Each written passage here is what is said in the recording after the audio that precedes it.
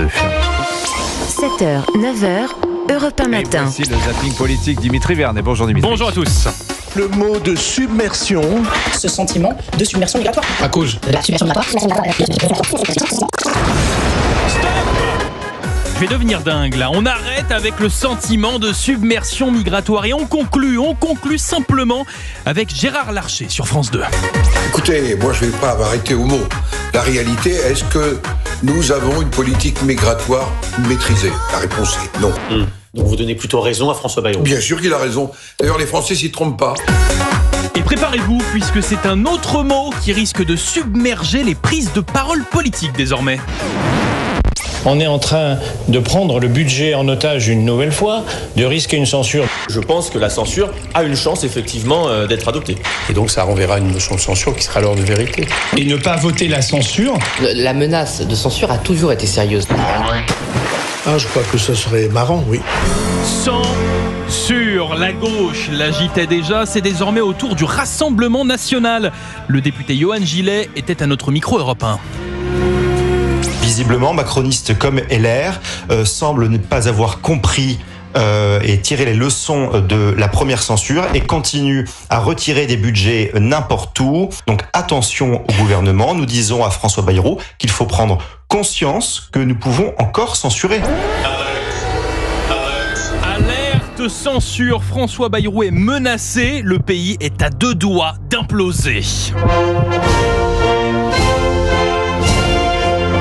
L'année 2025 doit être une année d'action, une année utile pour vous et pour vous permettre de vivre mieux. Pendant ce temps-là, en France, Emmanuel Macron continue de vivre dans sa réalité parallèle. Il est rentré tout seul dans le bar et on s'est regardé avec un client et on s'est posé la question si c'était bien Emmanuel Macron en fait. Notre président s'est rendu dans un bar-café de l'Aisne hier. Je vous jure, il a même fait un mot d'excuse à des lycéens qui sont venus le voir, tout en vidéo, bien sûr. Bonjour madame, on est avec le président. Bonjour madame. Ils sont venus nous saluer. C'est à cause de moi qu'ils sont en retard. Mais ils m'ont fait part de leur projet. Ils sont tous accrochés au travail. Donc, en tout cas, je voulais vous remercier de vous occuper de nos jeunes, nos adolescents et de les préparer à l'avenir. Bon courage. Merci monsieur. Ouais. Cette fin de règne est vraiment longue, très longue, peut-être même trop longue pour Gabriel Attal. Preuve en est sur France 2, le macroniste de souche ne veut même plus qu'on le qualifie de macroniste. C'est ça qui compte pour les Français. C'est quelle idée, ça reste le macronisme. Mais pourquoi toujours des ismes, des istes en permanence? Les ismes, les istes, c'est pas pour Gabi. Enfin si, il aime, sauf pour le macronisme. Moi, je suis travailliste. Je suis humaniste, je suis écologiste, je suis féministe et je suis républicaniste. Oui, même son héritier l'a lâché. Manu, je crois qu'il est temps de débrancher. Héritier, moi je ne me sens l'héritier de personne.